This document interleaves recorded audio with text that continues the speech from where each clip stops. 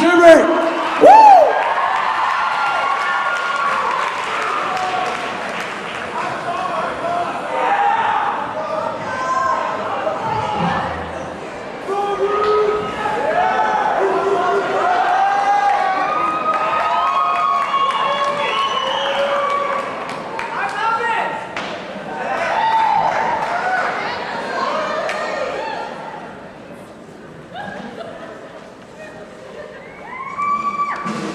So how about that Sherbert? Let's hear it for them, huh?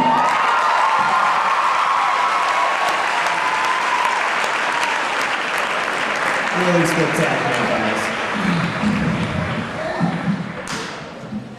Hello, everybody. I'm Alex. I will be your class representative for the evening. Oh, stop. Ladies, gentlemen, guests, family, faculty, and the class, birds, thank you, and the class of 2008. Welcome. It's a pleasure to see all of you. Now, I'm not going to disguise my shock at being elected as the class representative for the year 2008. Thanks for the vote of confidence, guys. It is no easy task to represent with one person such a diverse, talented group of people. Now, I'm going to try to be sparing with metaphors tonight, but let me start off with one. Class of 2008, we've come a long way. It's been 12 years of education, and as we merge onto the highway of life and the future in the red Corvette of hope and auspicion, let us look back and pay tribute to those who have helped bring us here today.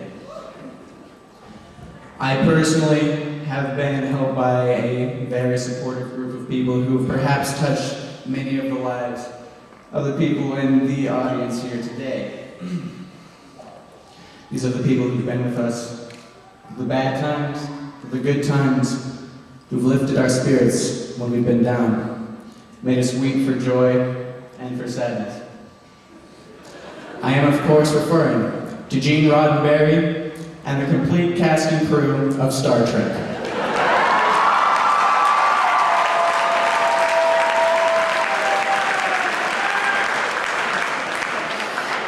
And of course, I'd also like to extend our deepest gratitude and appreciation to the loving and supportive families who have helped us throughout the years, and the always caring and ever-present faculty. Star Trek has been an integral part of my life since my formative years.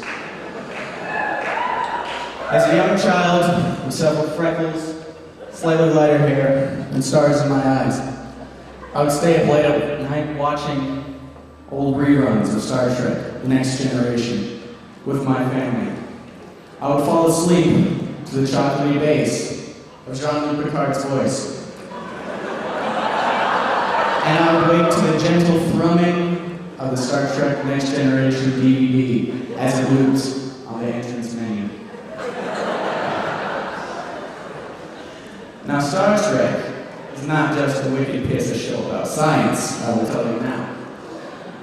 Star Trek is also a vehicle for the human imagination. It reminds us of our past and gives us hope for the future. Star Trek is a show about morals, not just science, not just fiction, and not just science fiction.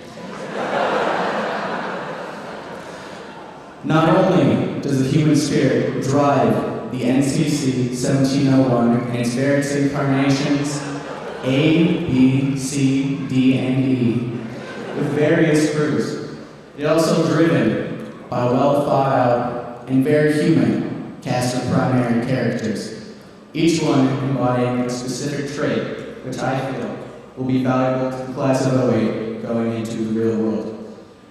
I feel uncomfortable describing my own advice, as I'm about the same age as everyone collected here, and I've had about the same amount of life experience. However, here are the primary characters. Lieutenant Commander Jordy LaForge, always there to reroute engine power, do the isolinear chip dance, and frantically reroute and reconfigure things when things go wrong. His ingenuity will be valuable. Beverly Crusher, the ship's doctor, a woman who has been with us through the hard times. Beverly Crusher, with her medical advice, always the voice of reason, telling Jean-Luc Picard, no, you cannot pilot this vehicle in your current condition. The only one with the power to retire the great leader of the USS Enterprise. Lieutenant Commander Worf represents diversity. Lieutenant Commander Worf, for those of you who don't know, God forbid, is the first Klingon to join Starfleet. His unerring courage and battle readiness make him a valuable asset in our lives as we continue on our mission through life and basically working tactics on the Enterprise as well.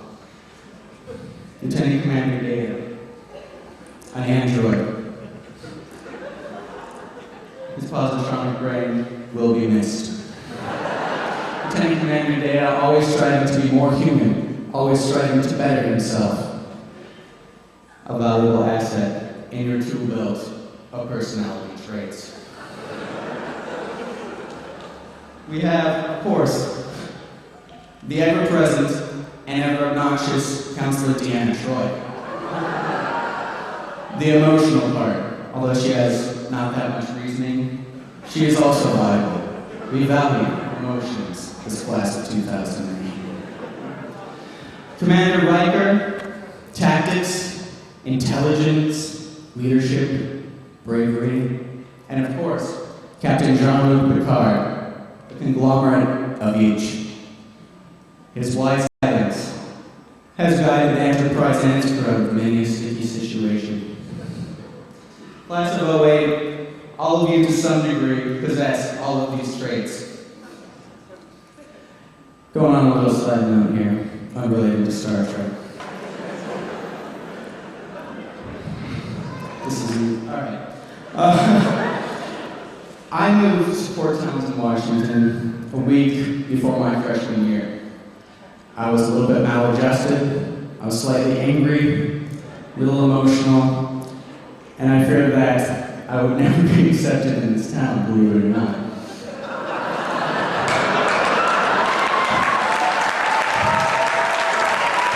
Except interpreted in a non-narcissistic way. I was greeted with a supportive community, with an endless supply of opportunity, and caring, love. You guys are truly awesome. Thank you for making me feel at home. I love you too.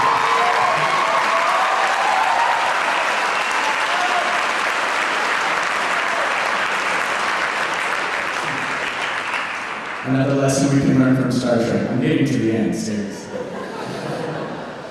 Life has never been and never will be fair. Just so you know.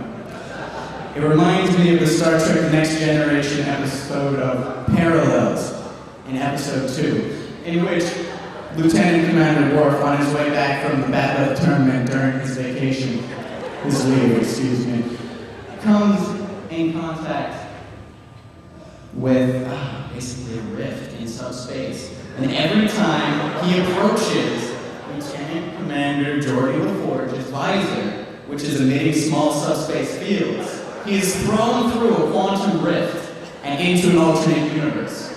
Nobody else knows this, by the way. It's very exciting, I would recommend it. Anyway, the point is, consider quantum mechanics. One of the very basic principles is everything that can happen does happen in a parallel universe. There are limitless possibilities, and I am sure in one of those universes, by sheer probability, it is fair. That is not this universe. As I near the end of my speech, I would like to read the following quote. In this galaxy, there's a mathematical probability of 3 million Earth-type planets, and in all the universe, 3 million galaxies like. And of that, and perhaps more, only one of each of us. Don't destroy the one named Kirk. And by Kirk, I mean each of you individuals sitting here. That, by the way, was Dr. McCoy to Kirk. A Balance of Terror, Classic Trek, episode 109. It was a good one, too.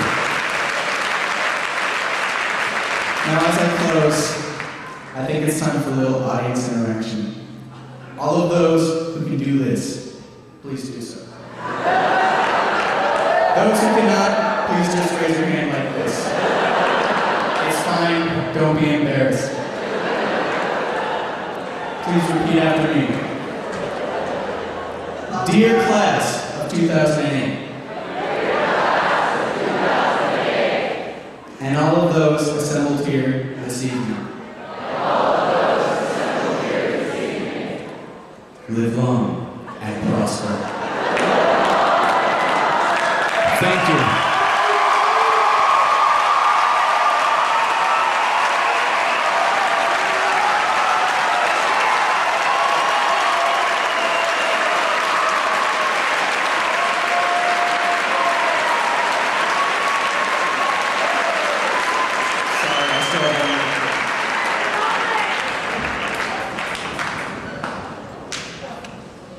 Now, I would like to introduce our next musical performer, a percussion state medalist, a good friend, and an excellent human being. Please welcome Benjamin Trekkie.